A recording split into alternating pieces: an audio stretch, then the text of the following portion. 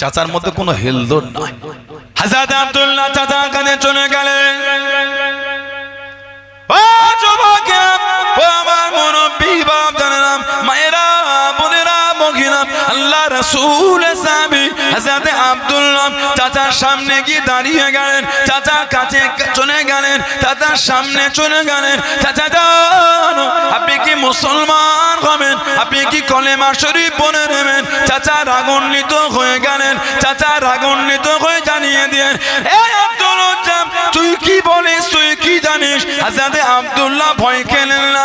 হযরত আব্দুল্লাহ জানিয়ে দিলেন, চাচা যান, আমি আব্দুল্লাহ মুসলমান হয়ে গিয়েছি, আমি আব্দুল্লাহ মুসলমান হয়ে গিয়েছি।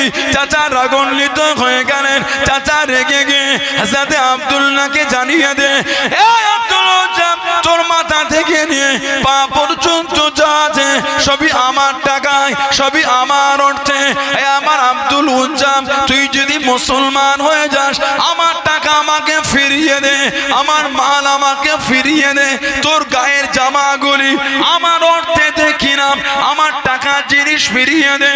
ও যুবক, আল্লাহ রাসূলের সাহাবী হযরত আব্দুল্লাহ একটা একটা করে কাপড় খুলতে খুলতে উলঙ্গ হয়ে গেলেন, ল্যাংটা হয়ে গেলেন, বস্ত্রহীন হয়ে গেলেন। শরীরে কাপড় বলে কিচ্ছু নয়, শরীরে বস্ত্র বলে কিচ্ছু নয়। কাঁদতে কাঁদতে মায়ের কাছে দাঁড়িয়ে গেলেন, আম্মা জান, একটা চাদর আমাকে দেবেন, একটা কাপড় আমাকে দেবেন, একটা বস্ত্র কি আমাকে দেবেন?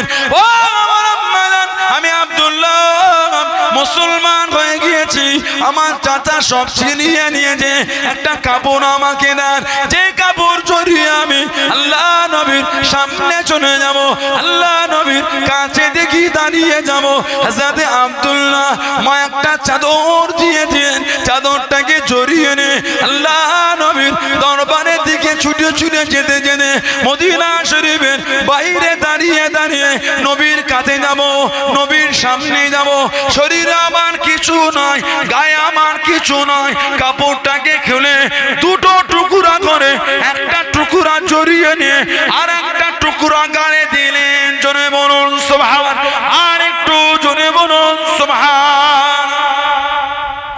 দিনের জন্য গোটা শরীরের কাপড় দিয়ে দিয়েছেন।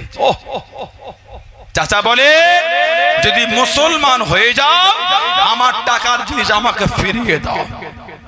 একটা একটা করে কাপড় খুলতে খুলতে যুবক সাহাবীটা উলঙ্গ হয়ে গেলেন। গোটা শরীরে সুতো বলে কিচ্ছু না, ওই উলঙ্গ হয়ে মায়ের কাছে গিয়েছে, মা একটা বস্ত্র আমাকে দেবেন মা, আমি মুসলমান হয়ে গিয়েছি, চাচা আমার সব নিয়ে নিয়েছে, যদি একটা কাপড় দিতেন ওটা জড়িয়ে আল্লাহর নবীর সামনে যেতাম। বলুন না সুবহানাল্লাহ। কেন? উলঙ্গ হয়ে নবীর কাছে গিয়ে দাঁড়াতে পারবো না। মা একটা চাদর দিলেন, ওটাকে জড়ালেন। মুজাইনা গোত্রের যুবক, মুজাইনা মক্কা শরীফ আর মদিনা শরীফে যাওয়ার রাস্তায় পাহাড়ের পদদেশে একটা ছোট্ট পাড়া বস্তি ছিল। ওই বস্তির ওই যুবক, মুজাইনা গোত্রের যুবক আব্দুল উজ্জার বান্দা, মদিনা শরীফের বাইরে দাঁড়িয়ে ভাবছেন, নবীর কাছে যাব আর গায়ে তো আমার কিচ্ছু নাই, ফাঁকা, এই খালি গায়ে নবীর কাছে দাঁড়াবো কি করে? কি আদব সাহাবাদের। চাদরটাকে খুলে দুটো ভাগ করে এক ভাগ পরে এক ভাগ গায়ে দিয়ে মদিনা শরীফের নবাবী শরীফে গেলেন। রাত হয়ে গেল, রাতটা কাটালেন, ফজরের আজান হলো। আল্লাহর নবীর হুজরা শরীফের বাইরে দাঁড়িয়ে আছেন। কেন? নবী পাক বার হলে ওয়াদ্দুহার চেহারাটা দেখবে। বলবেন না সুবহানাল্লাহ। যে চেহারাকে না দেখেই পাগল হয়ে গিয়েছে। নবীর একটা সাহাবী ছিলেন হযরত মুসআব বিন উমাইর। হযরতে মুসআব বিন উমাইর রাদিয়াল্লাহু তাআলা আনহু। মুসআব বিন উমাইর জানার চর্চা শুধু আরব নয়, আরবের বাইরেও ছিল। যেই জামাটা জীবনে একবার গায়ে দিয়েছে, একবার, দ্বিতীয়বার ওই জামাটা আর গায়ে কোনোদিন দেয়নি। এত ধনী ঘরের ছেলে হযরতে মুসআব বিন উমাইর রাদিয়াল্লাহু তাআলা জানাকে আমার নবী পাকের মতন দেখতে ছিল। জোরে বলবেন না সুবহানাল্লাহ। 1 লম্হার জন্য আমার রাসূলকে দেখে ফেলেছেন, এক লম্হা, একবার। ওই একবার দেখে নবীর প্রেমে দিওয়ানা হয়ে ঈমানের কালিমা পড়ে মুসলমান হয়ে গেলেন। জোরে বলুন না সুবহানাল্লাহ। হযরতে মুসআব বিন উমাইর যে রাস্তাতে হেঁটে যেতেন, ওনাকে না দেখলে ওই রাস্তা দিয়ে একটু পরে কেউ গেলে দাঁড়িয়ে বলতো মুসআব বিন উমাইর গিয়েছে। কেন? যে খুশবুটা উনি মাখতেন, মক্কা শরীফে অত দামি খুশবু কেউ মাখতো না। মুসআব বিন উমাইর মায়ের কাছে গিয়ে বলে, মা আমি মুসলমান হয়ে গেছি। মা একটু রাগান্বিত। মুসআব বিন উমাইর হুজুর বললাম, মা আপনি আমার মা, আপনার জন্য আমার মনটা কাঁদে, তবে আমি ঈমানের কালেমা ছাড়তে পারবো না। কিতাব এসেছে, যেই ছেলে জীবনে যেই জামাটা একবার পরেছে দ্বিতীয়বার পরে, সব ওনার শরীর থেকে ছিনিয়ে নেওয়া হলো, অর্থ মাল পত্র নিয়ে নেওয়া হলো। ছিঁড়া ফাটা একটা চাদর গায়ে জড়িয়ে ঘুরতেন, চুলটা উস্কো খুস্কো, জামা ফাটা ছেঁড়া, ওটা পরে ঘুরে ঘুরে বেড়াতেন। আল্লাহ রাসূল যখন নবাবে শরীফে বসে ওয়াজ করতেন, হযরত মুসআব বিন উমাইর হেঁটে হেঁটে গেলে নবী পাক উনাকে দেখলেই কেঁদে ফেলতেন। আল্লাহর রাসূল উনাকে দেখলেই কাঁদতেন। নবী পাকের নূরের চক্ষু থেকে টপ টপ করে খালি পানি গড়াতো। সাহাবারা বলতেন, হুজুর কেন কাঁদছেন আপনি? নবী পাক কেঁদে কেঁদে বলতেন, আমার মুসআবকে একটু দেখো। আমি নবী মুসআবের ইসলাম কবুলের আগের জীবনটাও দেখেছি। যেই জামাটা একবার পরেছে দ্বিতীয়বার আর গায়ে দেয়। আজকে আমার মুসআবকে দেখো, আল্লাহ আল্লাহর রাসূলকে এত ভালোবেসেছে, ছিঁড়া ফাটা জামা পরে ঘুরছে। আমার মুসআব বিন উমাইর এত ভালোবেসেছে, সেই জীবনের সব সুখ শান্তি ফেলে দিয়ে এই কষ্টের জীবন হলো, এতেই সে আনন্দিত হয়ে ঘুরে বেড়াচ্ছে। জোরে বলবেন না সুবহানাল্লাহ। হযরতে আব্দুল্লাহ ফজরের নামাজ আমার নবীর পিছনে পড়লেন, নবাবে শরীফে রাসূল ঘুরে বসলেন। আল্লাহর নবী ওনার দিকে তাকিয়ে বলে, কে বাবা, তোমাকে তো আগে দেখিনি। হুজুর আমি মুসলমান হয়েছি হুজুর। নবীর কাছে এসে কলেমা শরীফ পড়লেন। আল্লাহ নবী বলে, কি নাম? বলে, হুজুর আমার নাম হলো আব্দুল উজ্জা। নবী বলে, তোমার নাম আব্দুল উজ্জা তো হবে না, উজ্জার বান্দা তো তুমি না, তোমার নাম আজ থেকে আমি নবী দিয়ে দিলাম আব্দুল্লাহ, তুমি হলে আল্লাহর বান্দা। বলেন না সুবহানাল্লাহ। আল্লাহ নবী ওনাকে আসহাবে সুফার মধ্যে নিয়ে দিলেন। আসহাবে সুফা, গরিব গরিব নবী পাকের সাহাবা, ঘর ছিল না, বাড়ি ছিল না, কিছুই ছিল না। জামাগুলি এত ছিঁড়া ফাটা জামা গায়ে দিতেন। আহা, কিতাব এসেছে নবী পাক যখন ওনাদের সামনে যেতেন, ওনারা জামাগুলিকে ধরে টেনে রাখতেন, যাতে নবী পাকের সামনে জামাগুলি একটু বেশি উঠে গিয়ে নবী পাকের সাথে বিয়াদবি, জামাটা উঠে বেসতর নামাদের হয়ে যায়, নবী পাকের সামনে বিয়াদবি না হয়ে যায়।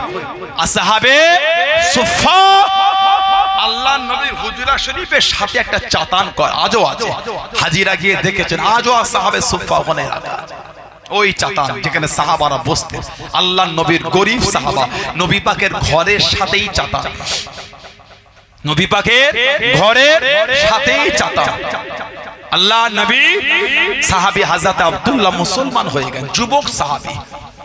মদিনার নবাবে শরীফে এত জোর কোরআন শরীফ তেলাওয়াত করতেন উনি, সাহাবারা মাঝে মাঝে নবীকে এসে বিচার দিতেন, হুজুর একটু ওনাকে বলে দেন না, উনি এত জোর কোরআন শরীফ পড়ে, আমরা একা একা নামাজ পড়ি, তেলাওয়াত করি, হুজুর আমাদের ইবাদতে বিঘ্ন ঘটে যায়। নবী পাক শুনেই আল্লাহ নবীর নূরের চক্ষু থেকে পানি টপকাচ্ছে, কাঁদছেন আর বলছেন, আমার আব্দুল্লাহকে মানা করো না, আমার আব্দুল্লাহ আল্লাহ আল্লাহর রাসূলের ভালোবাসায় সব ছেড়ে চলে এসেছে, একটা চাদর জড়িয়ে চলে এসেছে, আমার আব্দুল্লাহকে বাঁধা দিও না, ওকে ইতমিনানের সাথে আল্লাহ পাকের কোরআন শরীফটাকে তেলাওয়াত করতে দাও। জোরে বলুন না সুবহানাল্লাহ। উনি নবীর কাছে এসে বলেছিলেন, হুজুরের দোয়া করেন আমি যেন শহীদ হয়ে যাই। নবী দোয়া করলেন, আল্লাহ আমার আব্দুল্লাহর রক্তটা কাফেরদের জন্য হারাম করে দেন। কাঁদছেন আর বলছেন, হুজুর কি চাইলাম আর কি দোয়া করলেন? নবী পাক বলেন, আব্দুল্লাহ কেউ যদি যুদ্ধের ময়দানে বার হয়ে ঘোড়ার পিঠ থেকে পড়ে মারা যায়, ওটাও শহীদ। কেউ যদি যুদ্ধে বার হয়ে জ্বর অসুস্থ হয়ে মারা যায়, ওটাও শহীদ।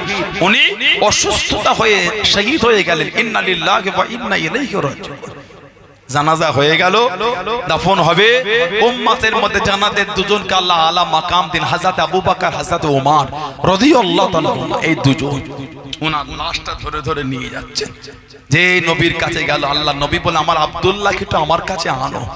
নবী পাকের কাছে আনা হলো। নবী দেখছেন আল্লাহ নবী নিজেই হযরত আব্দুল্লাহর কবরে নেমে গেলেন।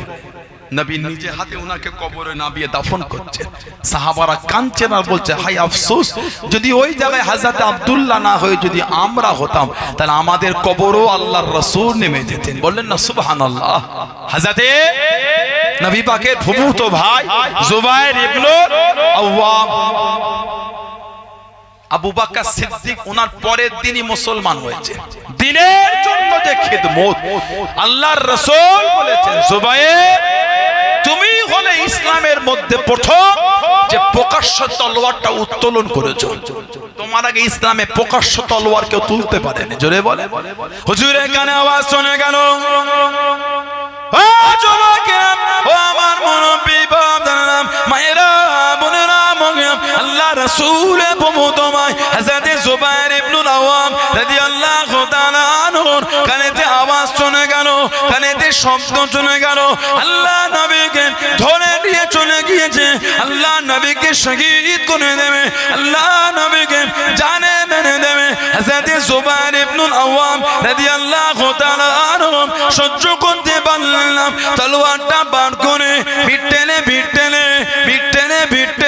একটা উঁচু জায়গায় দাঁড়িয়ে গেলেন, একটা উঁচু জায়গায় দাঁড়িয়ে গেলেন।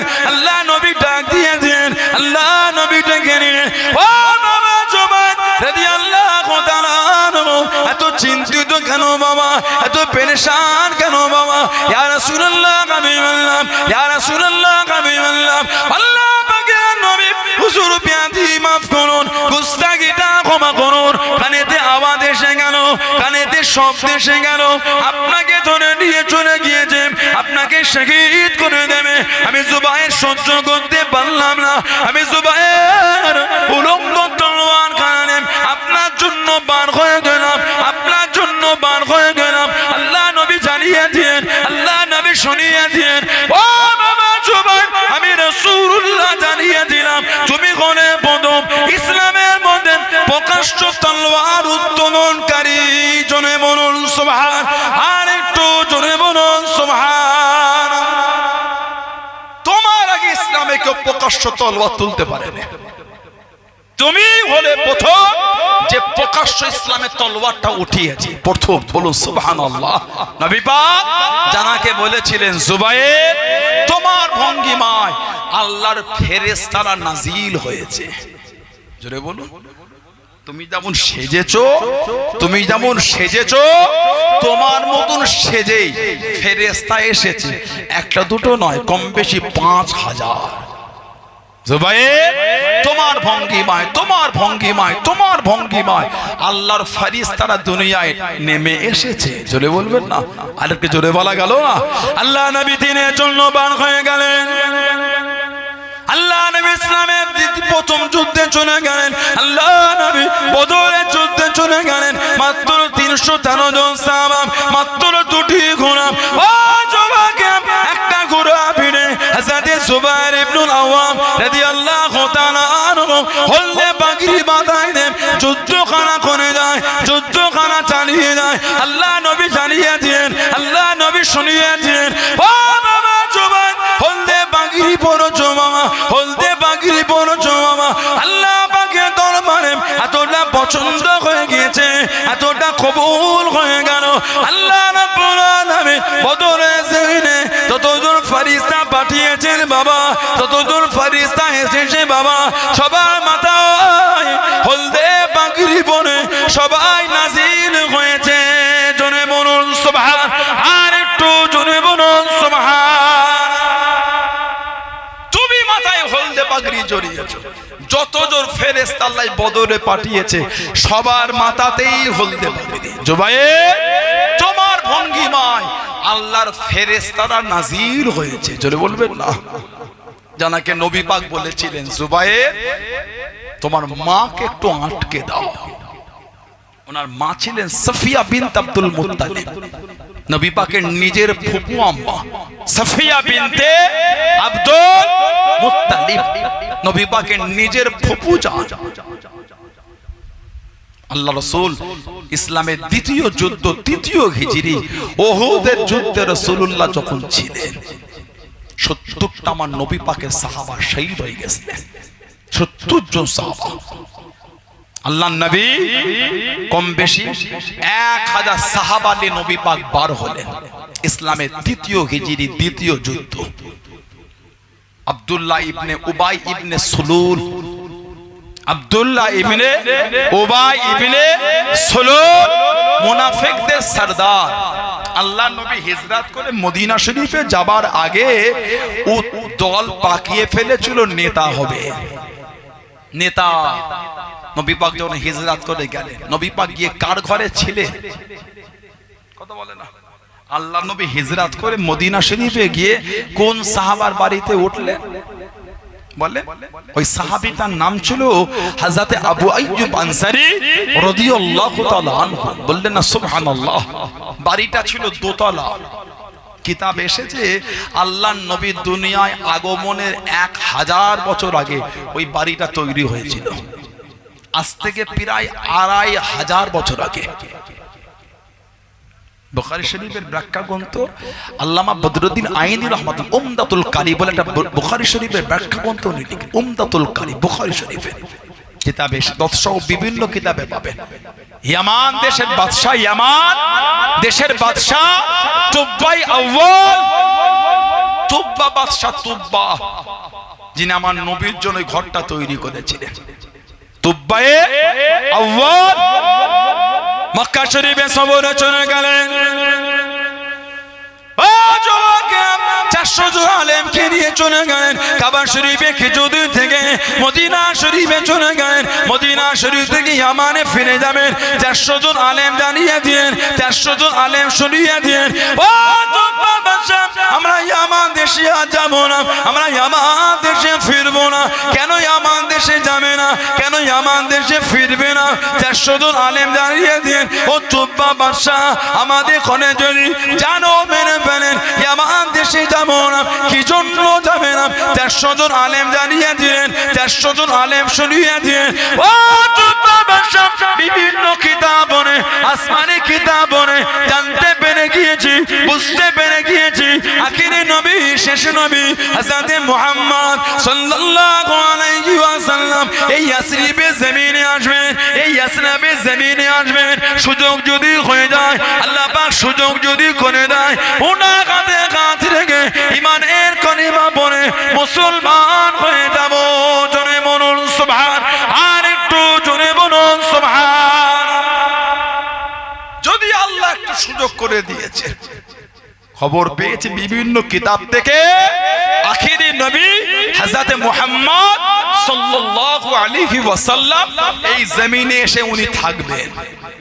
যদি আল্লাহ সুযোগ করে দেয়, একটু ওনার সাথে মোলাকাত করে, ওনার হাতে হাতে ঈমানের কালিমা পড়ে মুসলমান হব। আমরা আর ইয়ামান দেশে ফিরছি না। ইয়ামানের বাদশা তুব্বাই আউয়াল 400 জন আলেমকে বললেন, তোমরা আখিরি নবীকে দেখবে, আমি দেখব না, আমিও যাব না।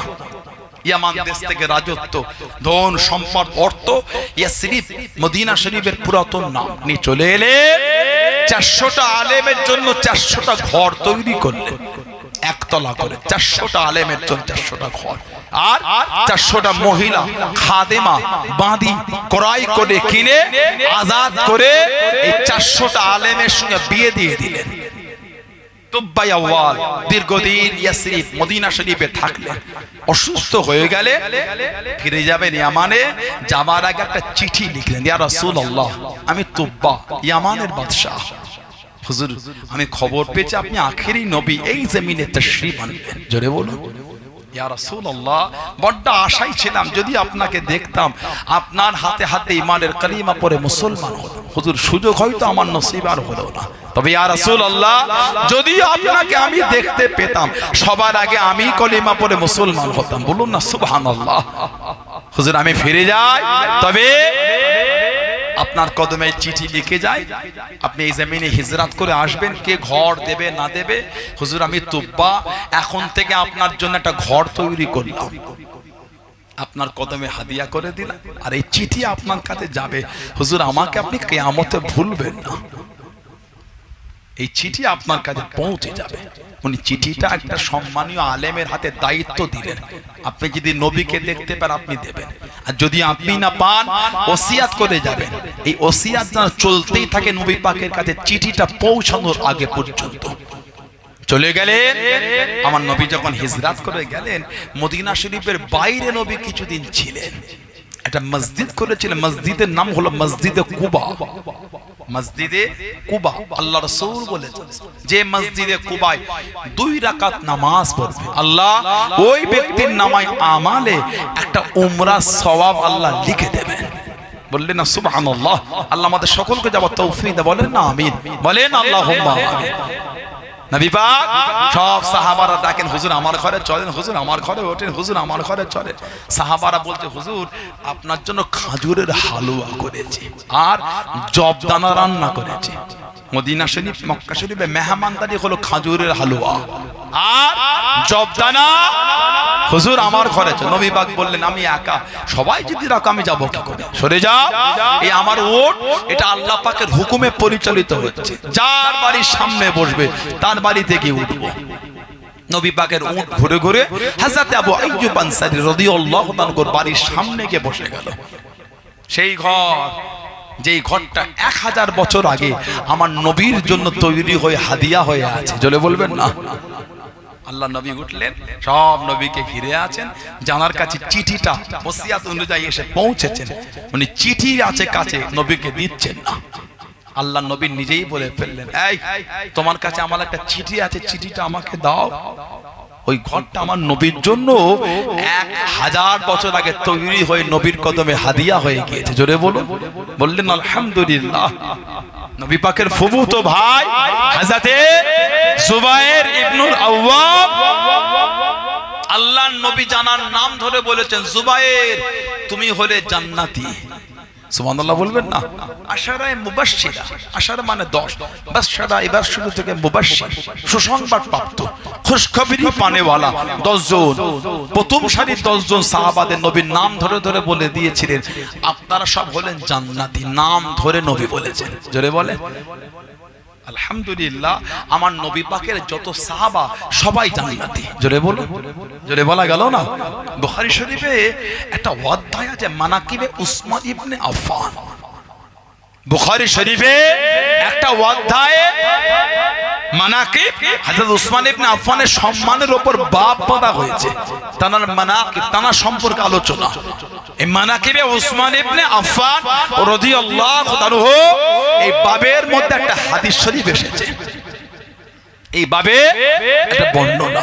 আল্লাহ নবী হুজুরা শরীফ থেকে বার হয়ে গেলেন, ও যুবকে আল্লাহ নবী হযরত সাদ ইবনে আবি ওয়াক্কাস রাদিয়াল্লাহু তাআলা আনহু আল্লাহ নবী সঙ্গে নিয়ে আল্লাহ নবী টুকটুক করে কেটে কেটে গিয়ে একটা খাজুরের বাগানে চলে গেলেন। আল্লাহ নবী জানিয়ে দিলেন, আল্লাহ নবী শুনিয়ে দিলেন, ও বাবা ইবনে আব্বাস খাজুরের বাগানের দরওয়াজার কাছে দাঁড়াও বাবা, আমি নবী খাজুরের বাগানে চলে যাই, কাউকে ভিতরে ঢুকতে দেবে না, কাউকে ভিতরে আসতে দেবে না। আল্লাহ নবী খাজুরের বাগানে চলে গেলেন, কে যেন দাঁড়িয়ে গেল, কে যেন দাঁড়িয়ে গেল, আমি কি ভিতরে আসতে পারি, আমি কি ভিতরে ঢুকতে পারি? ইয়া রাসূলুল্লাহ হাবিবাল্লাহ, ইয়া রাসূলুল্লাহ হাবিবাল্লাহ। আল্লাহ পাকের নবী কি যেন দাঁড়িয়ে গেল, অনুমতি খানা চেয়ে নিল।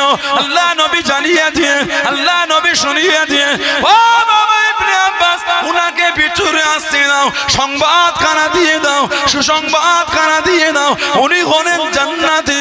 দরওয়াজা খুলে গেল, দরওয়াজা খুলে গেল, টুকটুক করে যিনি ঢুকেছেন উনি অন্য কেউ নয়, উনি হলেন হযরত আবু বকর সিদ্দিক রাদিয়াল্লাহু তাআলা আনহু। জোরে বলুন সুবহান, আর একটু জোরে বলুন সুবহান।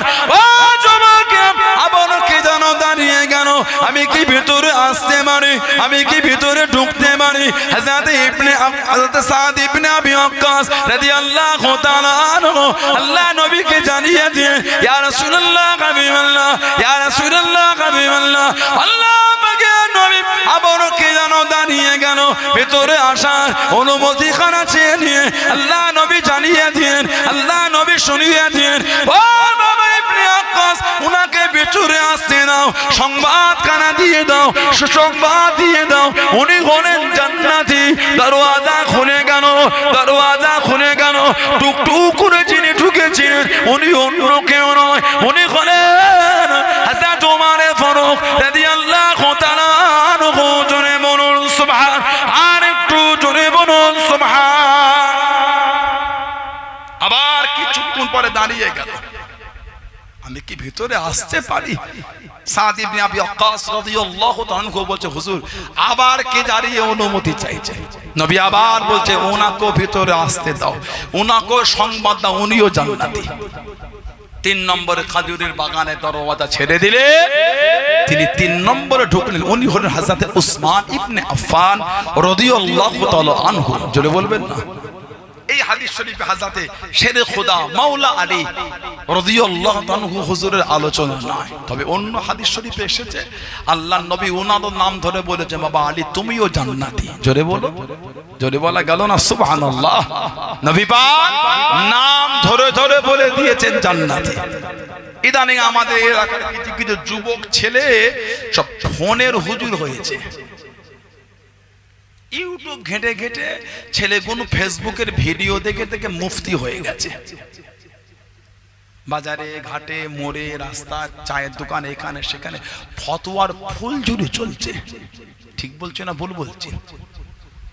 ফতোয়ার ফুল ঝুড়ি। কিছু কিছু এমন আলোচনা আমাদের কাছে মাঝে মাঝে চলে আসে, নাউযুবিল্লাহ মিন লা হাওলা ওয়ালা কুওয়াতা ইল্লা বিল্লাহ, মানে নবী নিজে জান্নাতি সেটাও কোনো ঠিক নাই। নাউযুবিল্লাহ বলেন। ঠিক এই শব্দ কি শব্দ? যে কিয়ামতে যখন নবী পাকের হিসাব হবে, ও তো আবু জেহেলের চেয়ে বড় কাফের, এদের করে কাফের না বলে সেও কাফের। এগুলোকে কাফের যদি কেউ বলতে সন্দেহ করে সেও কাফের। যদি আমার ফতোয়া ভুল হয় ওলা আমাদের ফতোয়া আমাকে দেবেন, যদি আমি অন্যায় করে আমি বলছি আমি অন্য জলসায় আপনাদের সামনে মাপ চেয়ে নেব। যে বলবে নবী পাক জান্নাতে যাবে না জাহান্নামে যাবে তার কোনো ঠিক না, আমি বললাম সে কাফের। যদি ওকে কাফের বলতে সন্দেহ করে সেও কাফের। যেখান থেকে ইচ্ছা ফতোয়া নিয়ে আসেন। যদি আমার ভুল হয় আমি বলে দিচ্ছি, আমি অন্যায় স্বীকার করে নেবো, আবার তওবা করে নেবো। আর যদি না পারেন এই বিশ্বাসের উপর মজবুত হন। সব জায়গায় কিসের কনসিডার? কেন বললেন? বুখারী শরীফ আর মুসলিম শরীফের হাদিস মুত্তাফাকুন আলাইহি, হযরত আনাস রাদিয়াল্লাহু আনহু থেকে এসেছে, লা ইউমিনু আহাদুকুম হাত্তা কুনা হাব্বা ইলাইহি মিন ওয়ালিদিহি ওয়া ওয়ালাদিহি ওয়ান নাস আজমাইন। লা ইউমিনু আহাদুকুম, ততক্ষণ পর্যন্ত একজনও কামেলে মুমিন হতে পারবে না। লা ইউমিনু আহাদুকুম, ততক্ষণ পর্যন্ত একজনও পরিপূর্ণ ঈমানদার হতে পারবে না হাত্তা কুনা হাব্বা ইলাইহি মিন ওয়ালিদিহি ওয়া ওয়ালাদিহি ওয়ান নাস আজমাইন, ততক্ষণ পর্যন্ত না তার মা বাবার থেকে, তার সন্তান সন্ততি থেকে, সমস্ত নফসাত থেকে আমি নবী আমাকে বেশি না ভালোবাসতে পারবে, ততক্ষণ পর্যন্ত কামেলে মুমিনই নয়। সবকিছু থেকে রাসূলকে নিজের অন্তরে বেশি যতক্ষণ জায়গা না দিতে পারছি, পরিপূর্ণ ঈমানদার নয়। সেই নবীকে বলতে জান্নাতে যাবে না জাহান্নামে যাবে ঠিক নেই। নাউযুবিল্লাহ বলে ওকে কাফের বলতে আপনার জবান বাঁচছে কেন? তারপরেও বলছি যাকে তাকে কাফের বলবেন না, যাকে তাকে কাফের বলেন কি বলবেন না। এগুলো হলো প্রকাশ্য কুফরি। এগুলো জুজিয়াতের মধ্যে আপনার সাথে আমার তফাৎ থাকলে নাউযুবিল্লাহ একে অপরকে কাফের কুফর করা যায় না। জুজিয়াতের মধ্যে কিছু বুঝছেন না, বোঝেন না?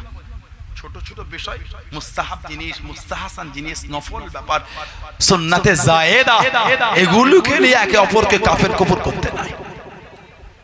কথা বুঝতে পেরেছেন না? এগুলো হলো প্রকাশ্য কুফরি। নবীর শানে আবার বেয়াদবি করলে সেখানে কিসের কনসিডার?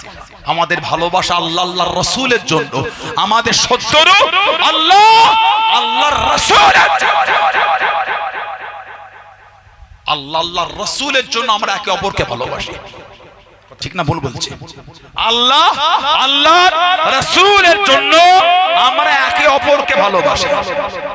যদি এই ভালোবাসা আল্লাহ আল্লাহর রাসূলের জন্য হয়, হাদিস শরীফ অনুযায়ী আল্লাহ আল্লাহর রাসূল আমাদের ভালোবাসবেন।